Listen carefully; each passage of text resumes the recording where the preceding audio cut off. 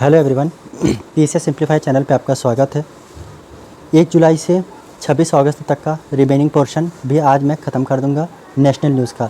इसी तरीके से सारे जितने भी टॉपिक हैं जिनका 1 जनवरी से 30 जून तक का ख़त्म हो चुका है, उसके आगे का 1 जुलाई से 26 अगस्त तक का मैं ख़त्म कर रहा हूँ, क्योंकि मैंने 27 अगस्त से डेली करंट अफेयर शुरू कर दिया। उसके वीडियो आपको प्रॉपर मिल रहे हैं। आइए शुरू करते हैं नेशनल न्यूज़ को। रिमेनिंग पोर्शन 1 जुलाई से 26 अगस्त तक जो भारत में नए आपराधिक कानून लाए गए हैं, ठीक, जैसे बीएनएस हो गया, ये सब उसको लागू कब से किया जाएगा। 3 कानून लाए गए थे, एक भारतीय साक्ष्य अधिनियम 2023, भारतीय नागरिक सुरक्षा अधिनियम और भारतीय न्याय संहिता 2023। ये सब 1 जुलाई 2024 से लागू हो चुके हैं, ठीक है। अब ये जो कानून है ये किसके किसके स्थान पर लाए गए हैं, तो जो भारतीय न्याय संहिता है वो 1860 के कानून के स्थान पे है, ठीक है। भारतीय नागरिक सुरक्षा जो है वो 1898 के कानून के स्थान पे है, और भारतीय साक्ष्य अधिनियम 2023 जो है वो जो ब्रिटिश एक्ट था 1872 का, उसके स्थान पे लाया गया है। राष्ट्रपति की अनुमति इस अधिनियम को कब मिल गई थी, तो 25 दिसंबर 2023 को। 25 दिसंबर को फ्रेंड्स कौन सा दिवस मनाया जाता है, तो सुशासन दिवस मनाया जाता है, ठीक है। आइए नेक्स्ट क्वेश्चन पे बढ़ते हैं। भारत का पहला वैश्विक उद्यम जोखिम प्रबंधन केंद्र कहाँ खोला गया, तो ये ओडिशा में खोला गया है। FATF की ग्रे लिस्ट से हाल ही में कौन बाहर आया है, तो तुर्की बाहर आया है, ठीक है। और तुर्की गया कब था, 2021 में। पाकिस्तान और तुर्की का एक तरीके से आना जाना लगा रहता है, ठीक है। नेक्स्ट क्वेश्चन पे आ जाते हैं। अब FATF का थोड़ा आप इतिहास जान लीजिए। वैसे मैंने प्रीवियस वीडियोज़ में बताया है, लेकिन इसमें भी जान लीजिए। 1989 में फ्रांस के पेरिस में G7 का सम्मेलन हो रहा था। उसी सम्मेलन में FATF का गठन किया गया। FATF का फुल फॉर्म आप सबको पता होगा, फिर भी बता देता हूँ। फाइनेंशियल एक्शन टास्क फोर्स, ठीक। इनका काम क्या होता है, मनी लॉन्ड्रिंग को रोकना, जो इलीगल एक्टिविटीज़ में लगाई जाती हैं, ठीक है, इसको रोकना इसका काम होता है। भारत इसका मेंबर कब बना, तो भारत इसका मेंबर बना 2010 में। किसका, FATF का। अब पाकिस्तान और तुर्की इनका मतलब अक्सर इनको इसमें सूची में डाल दिया जाता है। नेक्स्ट क्वेश्चन पे आ जाइए। जीव जंतुओं की चेकलिस्ट तैयार करने वाला विश्व का पहला देश कौन बन गया है, तो वो इंडिया बन गया है। इंडिया ने एक पोर्टल भी लॉन्च किया इसके लिए, fauna of India checklist portal. Fauna of India checklist portal India ने लॉन्च किया। नेक्स्ट क्वेश्चन पे आ जाइए। दक्षिण एशिया का सबसे बड़ा फ्लाइंग ट्रेनिंग ऑर्गेनाइजेशन कहाँ ओपन हुआ है, तो महाराष्ट्र के अमरावती में, ठीक है। कहाँ ओपन हुआ है, तो महाराष्ट्र के अमरावती में। क्या ओपन हुआ है, तो दक्षिण एशिया का सबसे बड़ा फ्लाइंग ट्रेनिंग ऑर्गेनाइजेशन किसने स्थापित किया, तो एयर इंडिया ने। Next question. Government of India द्वारा 6 माह का मातृत्व अवकाश दिया जाएगा किसे, तो जो महिलाएं सैरोगेसी के थ्रू माँ बनेंगी उनको दिया जाएगा, ठीक। इसी के तहत जो पिता होगा उनको पितृत्व अवकाश दिया जाएगा, कितने दिनों का, 15 दिनों का, ठीक है। अब ये जो ये मतलब नियम लागू किए गए हैं, तो किस एक्ट में संशोधन करके किए गए हैं, तो केंद्रीय सिविल एक्ट 1972 में संशोधन करके या परिवर्तन करके ये जोड़ा गया है प्रावधान, ठीक है। थोड़ा पॉलिटिकल भी इसका वो जान लेते हैं क्या क्या प्रावधान है।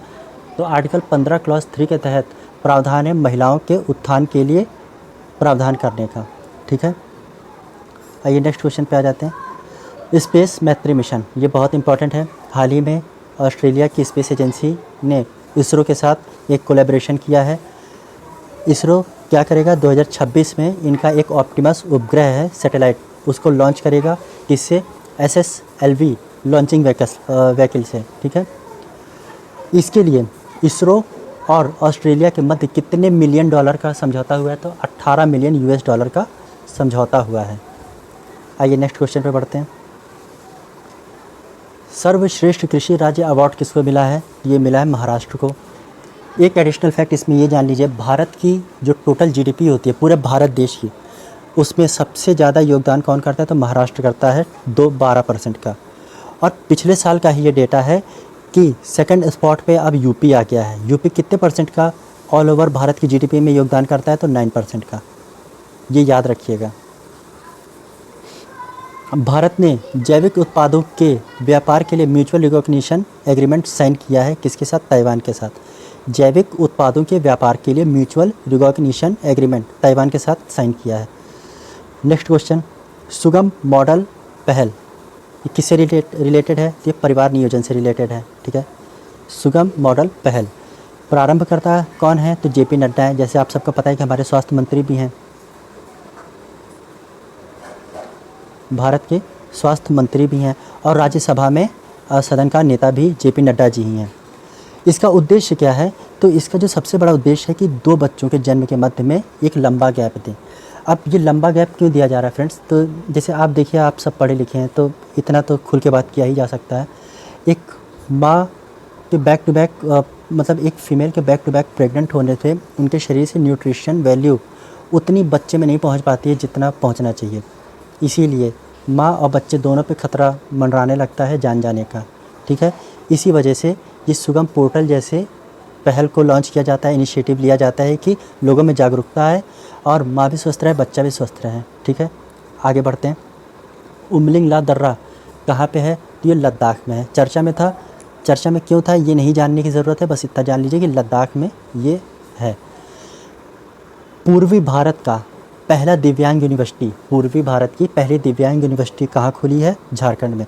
दिव्यांग का मतलब आपको पता ही, हैंडीकैप, या तो पैर से नहीं चल पाते होंगे, या हाथ में दिक्कत होगी, आँखों में होगी, इस तरीके के। ठीक है, आइए नेक्स्ट क्वेश्चन पे। नीति गियर शिफ्ट चैलेंज हाल ही में किसने शुरू किया है? तो नीति आयोग ने शुरू किया है। ये किसका संबंध किससे है? तो भारत में जीरो एमिशन मतलब जीरो जो वो होता है ना, कार्बन एमिशन जो होता है ना, उसको ज़ीरो करने वाले ट्रकों का निर्माण करना। मतलब ऐसे ट्रकों का निर्माण करना जो प्रदूषण ज़ीरो करते हों, 0% प्रदूषण करते हों। आई होप आपको समझ में आ गया होगा। इसका उद्देश्य आपको सही एकदम अच्छे से समझ में आ गया होगा कि भारत में प्रदूषण को कम करना।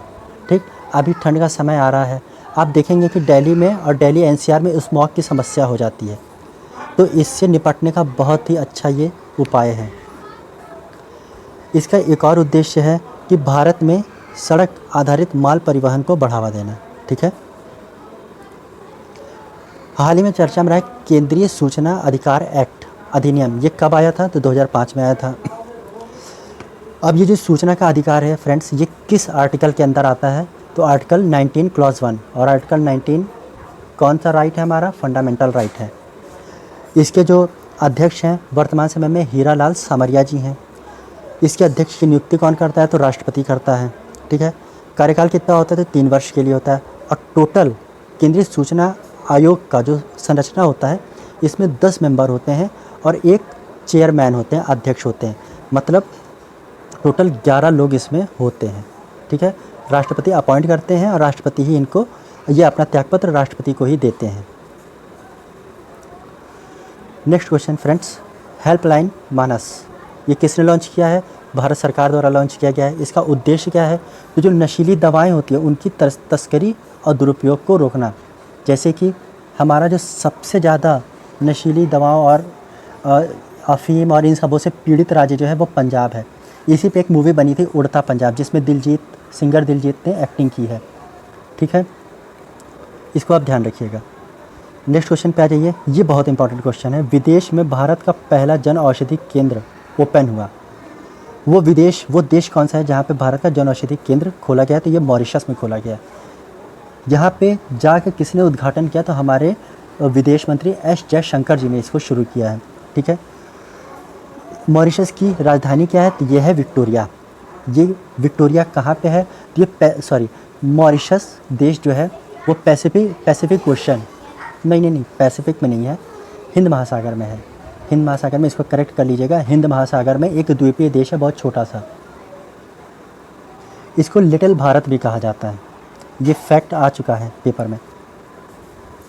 आइए नेक्स्ट क्वेश्चन पे आते हैं। सकल पर्यावरण उत्पाद सूचकांक ग्रॉस एनवायरनमेंट प्रोडक्ट इंडेक्स जारी करने वाला भारत का पहला राज्य कौन है? तो ये उत्तराखंड राज्य। ठीक है, उत्तराखंड राज्य की राजधानी आप लोग को पता होगी, कमेंट कीजिएगा। वैसे आप लोग करते हैं नहीं, कोई बात नहीं। प्रधानमंत्री स्वनिधि योजना के तहत सर्वश्रेष्ठ प्रदर्शन करने वाला राज्य कौन है? तो ये मध्य प्रदेश है। अब प्रधानमंत्री स्वनिधि योजना क्या है? तो सबसे पहले जान लीजिए कि ये योजना कब आई थी। तो ये योजना आई थी 1 जून 2020 को। इस योजना के तहत क्या था कि जो कोविड-19 महामारी के कारण जो स्ट्रीट वेंडर होते हैं, जो ठेले पे सब्ज़ी बेचना, चाट लगाना या उस पे खिलौने बेचना, मतलब ठेला होता है ना जो 4 पहिए वाला, उसको हाथ से चलाते चले जाओ और मतलब अपना सामान बेचते जाओ। तो ऐसे जो स्ट्रीट वेंडर्स थे, उनका धंधा एकदम चौपट हो गया था। तो उनको आजीविका का साधन फिर से पुनर्जीवित करने के लिए इसके तहत लोन बाँटने का ये कार्यक्रम था। तो इसी कार्यक्रम को बहुत अच्छे से निभाया किसने? एमपी ने, मध्य प्रदेश ने, ठीक है। और ये जो प्रधानमंत्री स्वनिधि योजना है, ये किस मंत्रालय के अंतर्गत कार्य करता है? तो आवास एवं शहरी मंत्रालय के अंतर्गत इस योजना को लाया गया था। यही इसका नोडल मंत्रालय है, क्रियान्वयन करने वाला मंत्रालय है। नेक्स्ट क्वेश्चन पे, इस पे तो आप मोस्ट इम्पॉर्टेंट लगा लीजिए, ये तो पेपर में आउट है। नीति आयोग ने 500 बिलियन यूएस डॉलर के इलेक्ट्रिक विनिर्माण का लक्ष्य रखा है। मतलब नीति आयोग क्या कर रहा है? 500 बिलियन यूएस डॉलर के इलेक्ट्रॉनिक सामान का निर्माण इंडिया में करेगा। कब तक? तो इसका लक्ष्य इन्होंने रखा है 2030 तक। ये ऐसे लक्ष्य ज़रूर पूछे जाते हैं, इन पे फोकस बना के रखिए। नेक्स्ट क्वेश्चन पे आ जाइए। 500वां सामुदायिक रेडियो स्टेशन भारत का सामुदायिक रेडियो स्टेशन नंबर है 500। कहाँ ओपन हुआ था? मिज़ोरम में। मिज़ोरम की राजधानी कहाँ पे? आइजोल में। जैसा कि आपको पता है कि मिज़ोरम भारत का एक नॉर्थ ईस्टर्न स्टेट है, ठीक है। और आप लोग इसको मैप में ज़रूर देखिएगा। मैं अगर यहाँ बता दूंगा तो आप लोग निश्चिंत हो जाओगे, मैप में आप सर्च नहीं करोगे। इसकी सीमा रेखाएं कितने देशों से मिलती हैं मिज़ोरम की, ये आप लोगों ने सर्च कर वो पूरा इसको मैप में देखना है जाके। आइए नेक्स्ट क्वेश्चन। भारत का पहला चिकित्सा संस्थागत संग्रहालय कहाँ ओपन हुआ है? चिकित्सा संस्थागत संग्रहालय ओपन हुआ है चंडीगढ़ में। बस इसमें इतना ही पढ़ना है। ये क्वेश्चन भी इम्पॉर्टेंट है। भारत सरकार ने राष्ट्रीय भूस्खलन पूर्वानुमान केंद्र का उद्घाटन किया। कहाँ पे किया है? तो वेस्ट बंगाल में किया है। वेस्ट बंगाल में भी कहाँ पे? तो उसकी राजधानी कोलकाता में, ठीक। अब ये जान लीजिए कि भारत में कहाँ कहाँ लैंडस्लाइड की घटनाएं बहुत होती हैं। अभी हाल ही में आपने देखा केरल में कितनी भयानक लैंडस्लाइड की घटना हुई। तो देखिए लैंडस्लाइड भारत में कहाँ कहाँ होता है? तो हिमालयी क्षेत्र में होता है। जाहिर सी बात है हिमालयी क्षेत्र में होगा ही होगा, ठीक है, क्योंकि एक ये भूकंपीय जोन भी है, ऊपर से इतना ज़्यादा कंस्ट्रक्शन, इतना ज़्यादा एक्टिविटी बढ़ गई है इन एरियाज़ में कि लैंडस्लाइड होना लाजमी है। दूसरा पूर्वोत्तर, वही नॉर्थ ईस्ट। तीसरा क्या? पश्चिमी घाट, यही केरल वाला हिस्सा। चौथा नीलगिरी, जो तमिलनाडु कर्नाटक वाला का बीच वाला हिस्सा। तीसरा विंध्य पर्वत, ये जो एमपी वाला, एमपी के आप वेस्ट में चले जाइए वो हिस्सा। आगे नेक्स्ट क्वेश्चन में, भारत की पहली एकीकृत कृषि सेवा, एक मिनट फ्रेंड्स, हाँ इस क्वेश्चन पे थोड़ा फोकस कीजिएगा। भारत की पहली एकीकृत कृषि निर्यात सेवा, एकीकृत यानी इंटीग्रेटेड कृषि निर्यात सेवा शुरू की गई भारत के किस पोर्ट से? तो जवाहरलाल नेहरू पोर्ट। ये जवाहरलाल नेहरू पोर्ट कहाँ है? तो महाराष्ट्र में है, ठीक है। अदर नेम इसका क्या है? नेहवा शेवा पोर्ट, ठीक।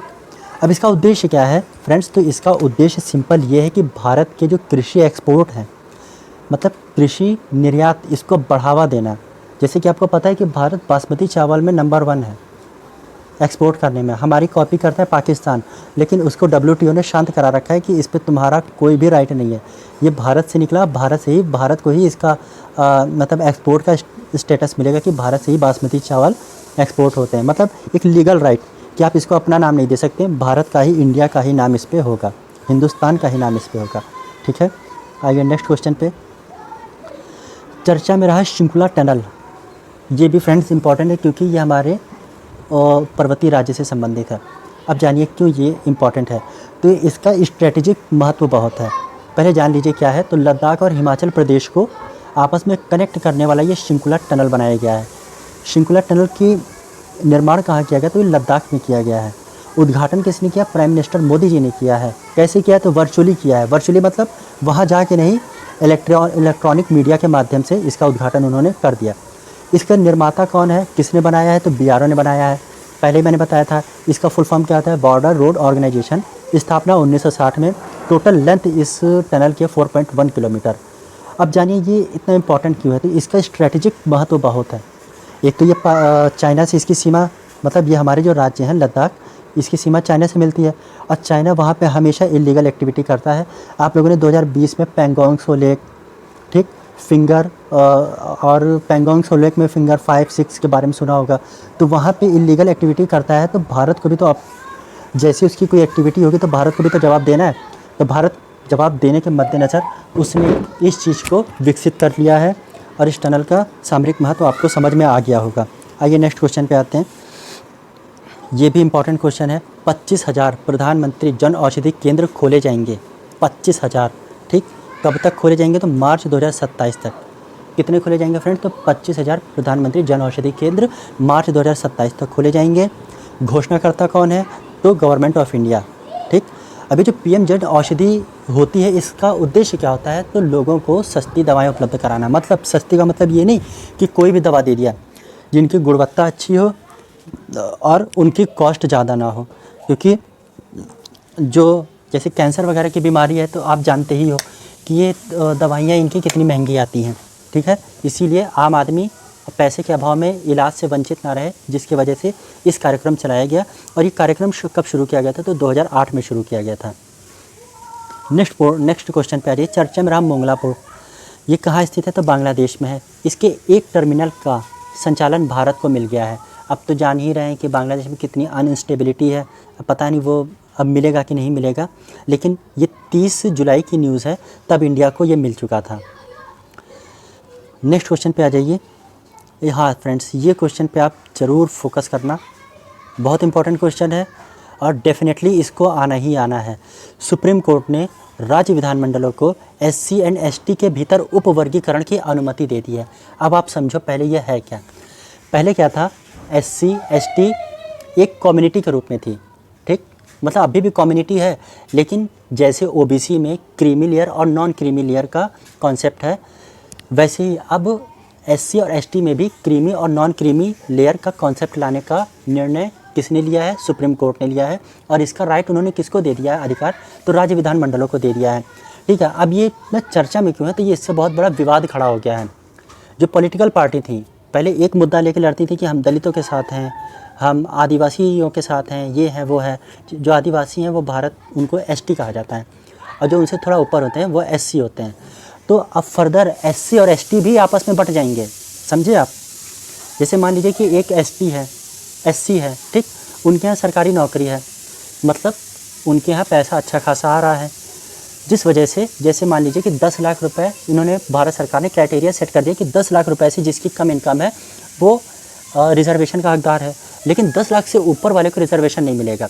तो मान लीजिए कोई SC व्यक्ति है, SC परिवार है, वो 10 लाख से ऊपर वाले में आ रहा है, तो उसको रिजर्वेशन नहीं मिलेगा या कम मिलेगा, ठीक। आई होप आपको ये समझ में आ गया होगा, ठीक। आगे बढ़ते हैं। इसको कितने सदस्यीय सुप्रीम कोर्ट की बेंच ने निर्णय दिया? तो 7 सदस्यीय बेंच ने, ठीक, जिसमें से 6-1 से फैसला आया है। 6-1 का मतलब होता है 6 जजेस का मत एक तरफ था और 1 जज अलग मत से थी, ठीक। अब ये जो निर्णय है, ये 2004 का एक केस था, EV चिन्ना केस 2004 का, उसी को सुप्रीम कोर्ट ने अपने ही फैसले को पलट दिया है। राज्य द्वारा SC ST केस में उप वर्गीकरण स्वीकृत नहीं था पहले, लेकिन अब इसको वर्गीकरण का स्वीकृति दे दिया गया है। समझ क्या हो गया आप लोग? आर्टिकल 341 के तहत संसद उप वर्गीकरण कर सकती है। आर्टिकल 341 के तहत संसद जो है उप वर्गीकरण कर सकती है रिजर्वेशन के लिए, लेकिन राज्य विधानमंडल नहीं कर सकती थी, जो कि सुप्रीम कोर्ट के निर्णय के बाद अब कर सकती है। अब देखा जाता है कि इसके लिए कौन सा निर्णय आता है, ठीक है। आइए नेक्स्ट क्वेश्चन पे बढ़ते हैं। देश का पहला 3D प्रिंटेड स्कूल खोला गया कहाँ पे? तो अरुणाचल प्रदेश की राजधानी ईटानगर में, ठीक है। अब 3D प्रिंटेड मतलब आप समझ लो, आप मशीन को, कंप्यूटर में आपने पूरी किसी बिल्डिंग को डिज़ाइन कर दिया, ठीक है। अब आप उसको क्या करोगे? उसके अलग अलग पार्ट को मशीन को कॉशन दे दिया और आप उसको मटेरियल सप्लाई करोगे और वो उसी डिज़ाइन में पार्ट बना देगा। जैसे उसने चारों दीवार बना दी अलग अलग, ठीक, छत बना दिया, टॉयलेट बना दिया और उसमें किचन बना दिया। इस तरीके से अलग अलग बनता है और फिर उसको ले जाके असेंबल कर दिया जाता है जिस जगह पे उसको लगाना होता है। आइए नेक्स्ट क्वेश्चन पे। यूनाइटेड नेशन इकोसॉक द्वारा प्रतिष्ठित विशेष परामर्शदात्री निकाय घोषित किया गया किसको? कलिंगा यूनिवर्सिटी को। Kalinga university of industrial technology को यूएन का इकोसॉक ने प्रतिष्ठित विशेष परामर्शदात्री निकाय में शामिल कर लिया है। मतलब अब कलिंगा यूनिवर्सिटी इकोसॉक को परामर्श दे सकती है, मतलब ये अधिकार दे दिया गया। फ्रेंड्स, समझ में आ रहा हो तो प्लीज़ लाइक कर देना यार, बहुत मेहनत लगती है। हालांकि ये तो मेरा रिवीजन हो रहा है, लेकिन फिर भी अगर आपको अच्छा लगे तो लाइक कर देना और शेयर भी कर दीजिएगा। यूएसए ने, इस पे भी आप वेरी इंपॉर्टेंट लगा दो, क्योंकि ये क्वेश्चन भी डेफिनेटली आना ही आना है मेरे ख्याल से। अब एग्जामिनर बनाता है कि नहीं बनाता मुझे नहीं पता, लेकिन लग तो रहा है। देखिए, यूएसए ने इंटरनेशनल स्पेस स्टेशन के लिए प्रमुख अंतरिक्ष यात्री चुने हैं। और वो कौन कौन चुने गए? तो भारत से 2 लोग चुने गए हैं। एक शुभांशु शुक्ला जी चुने गए हैं, दूसरे चुने गए हैं प्रशांत कृष्ण नायर जी। और शायद प्रशांत जी लखनऊ से हैं, शायद, मैं कंफर्म नहीं हूँ, शायद ये लखनऊ से हैं, प्रशांत बालकृष्ण नायर जी। अब इसका उद्देश्य क्या है फ्रेंड्स? तो एक्सीओम मिशन के तहत, नासा का जो एक्सीओम 4 मिशन है, इसके तहत लोगों को मून पे ले जाना, मून की सरफेस पे ले जाना। समझ में आ गया आप लोग को? नेक्स्ट क्वेश्चन आ जाइए। राष्ट्रीय हाई स्पीड रोड कॉरिडोर को मंजूरी मिली। भारत के राष्ट्रीय हाई स्पीड रोड कॉरिडोर, मतलब ऐसे कॉरिडोर जहाँ पे रुकना नहीं है, अपनी डेस्टिनेशन के लिए जहाँ से आप चले वहाँ जाके रुको, बीच में कोई खतरा, मतलब कोई ऐसे एक्सीडेंट वगैरह ना हो, निर्बाध आवागमन के लिए। तो ऐसे कितने कॉरिडोर को मंजूरी मिली है? तो 8 कॉरिडोर को मिली है। किसने दिया है? तो केंद्रीय मंत्रिमंडल ने दिया है। जाहिर सी बात है, राष्ट्रीय है तो केंद्रीय मंत्रिमंडल ही देगा। इसका कॉस्ट जरूर याद रखिएगा, 50,655 करोड़ रुपए। ठीक है, यूपी वाले ये ध्यान रख लें, 6 लेन का कानपुर रिंग रोड बनाया जाएगा इसके तहत। नेक्स्ट क्वेश्चन पे आ जाइए। इंडो पैसिफिक इकोनॉमिक फ्रेमवर्क का उपाध्यक्ष किसको नियुक्ति किया गया है? तो भारत को नियुक्ति किया गया है। ठीक है, और ये जो फ्रेमवर्क है IPEF, ये 2022 में आया था। नेक्स्ट क्वेश्चन पे आ जाइए। हाल ही में राष्ट्रपति द्रौपदी मुर्मू जी किन देशों की यात्रा पे गई थी? तो गई थी 3 देशों की यात्रा पे, तिमोर लेस्ते, फिजी और न्यूजीलैंड, जहाँ पे तिमोर लेस्ते और फिजी ने इनको अपना हाईएस्ट सिविलियन अवार्ड से सम्मानित भी किया। भारत की पहली ऐसी महिला राष्ट्रपति हैं जिन्होंने इन देशों को विजिट किया है। ठीक है, तिमोर लेस्ते का एक फैक्ट आप ये नोट डाउन कर लीजिए कि इसने पिछले साल कहा था कि हम भारत में अपना दूतावास खोलेंगे। अब पता नहीं अभी तक खुला कि नहीं खुला, ये नहीं पता। तिमोर लेस्ते की राजधानी क्या है? तो इनकी राजधानी है दिल्ली, दिल्ली नहीं दिल्ली। ठीक है, नेक्स्ट क्वेश्चन पे आ जाइए। भारत को दूसरा सबसे बड़ा LNG आपूर्तिकर्ता देश कौन है? LNG का फुल फॉर्म जान लीजिए, लिक्विफाइड नेचुरल गैस। तो दूसरा सबसे बड़ा आपूर्तिकर्ता देश कौन है LNG गैस का? तो वो है USA। फर्स्ट पे कौन है? कतर। नेक्स्ट क्वेश्चन पे आ जाइए। वक्फ संशोधन विधेयक 2024, जैसा कि आपको पता है कि वक्फ संशोधन, वक्फ के तहत क्या होता है? ऐसी भूमि जो किसी ने मुस्लिम धर्म को एज मतलब चैरिटी बनाने के लिए दान दे देता है कि आप उस पर मस्जिद बनाइए, चैरिटी बनाइए, कोई लोक कल्याणकारी कार्य कीजिए। इस पर्पज से जो ज़मीन दान की जाती है वो वक्फ बोर्ड के अंदर आती है। ठीक है, तो इसी में काफ़ी ज़्यादा राइट वक्फ बोर्ड को इसके तहत था, तो उन्हीं राइट्स को, और इसका इलीगल मिसयूज़ हो रहा था, तो इन्हीं सब को थोड़ा कम करने के लिए भारत ने, मतलब कैबिनेट ने लोकसभा में वक्फ संशोधन विधेयक पेश किया 2024। ठीक, पेशकर्ता कौन है? तो किरण रिजिजू सर हैं। वक्फ एक्ट कब आया था? तो 1959 में आया था। इसी में संशोधन होना है, थोड़े से राइट्स को कम करना। ऐसा कहा जा रहा था कि कुछ इलीगल, मतलब मिसयूज़ हो रहा था, जो इसमें बड़े ओहदे पे बैठे हुए लोग हैं। ठीक है, इस पे देखिए, ये कोई भी कॉम्युनल कमेंट नहीं करेगा, क्योंकि ये कैबिनेट के द्वारा बिल पेश किया गया है, तो पढ़ाना हमारा कर्तव्य है। इस पे कोई भी इलीगल कमेंट मत कीजिएगा, जिससे सांप्रदायिकता बढ़े। ठीक है, आइए नेक्स्ट क्वेश्चन पे आ जाते हैं। हाँ, देखिए, वक्फ एक ऐसी ज़मीन होती है जो मुस्लिम धर्म को दे दी गई हो, वो अपना यूज़ कर सकते हैं। प्लीज़ फिर से रिक्वेस्ट कर रहा हूँ, कोई भी सांप्रदायिक कमेंट मत कीजिएगा। देश का पहला 24 घंटा चलने वाला ग्रेन ATM, यानी फूड, जहाँ से चावल गेहूँ निकल सके, इसको कहाँ खोला गया है? ये खोला गया है भुवनेश्वर में। ठीक है, नेक्स्ट क्वेश्चन पे आ जाइए। ये भी क्वेश्चन बहुत इंपॉर्टेंट है। भारत सरकार द्वारा हिंद महासागर में 3 कटकों के नाम रखे गए हैं। अब कटक समझ लीजिए क्या होता है। कटक फ्रेंड्स क्या होता है, जैसे आप धरातल पे पहाड़ देखते हो, पर्वत देखते हो, जैसे हिमालय आपने देखा ऐसे होगा, अरावली आपने देखा, ठीक उसी तरीके से जो समुद्र की ज़मीन होती है, सरफेस होती है, जिस पे पानी टिका रहता है, ठीक है, तो वहाँ पे जो पर्वत बने होते हैं उन्हीं को कटक कहते हैं और इंग्लिश में रिज कहते हैं।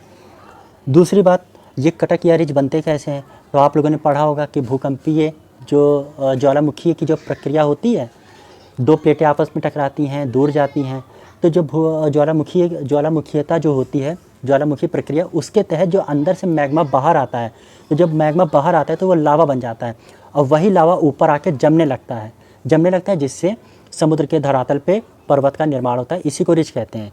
और ये बहुत ख़तरनाक होते थे पहले, क्योंकि विश्व में ऐसी कोई टेक्नोलॉजी नहीं थी जिससे पता लगाया जा सके कि समुद्र के सरफेस पे क्या है, जिस वजह से बड़े बड़े शिप जाके उस पर लड़ जाते थे। लेकिन अब सोनार सिस्टम है और भी कई तरीके के सिस्टम है जिससे ये पता चल जाता है, तो इससे अब खतरा नहीं है। तो आइए, जो हिंद महासागर में 3 कटक खोजे गए हैं उनका नाम भारत ने क्या रखा है, तो अशोक सी माउंट, चंद्रगुप्त रिज और तीसरा क्या है, कल्पसूत्र रिज। यहाँ हम लिख देते हैं कल्पसूत्र रिज, ठीक, रिज आप लोग समझ गए होंगे।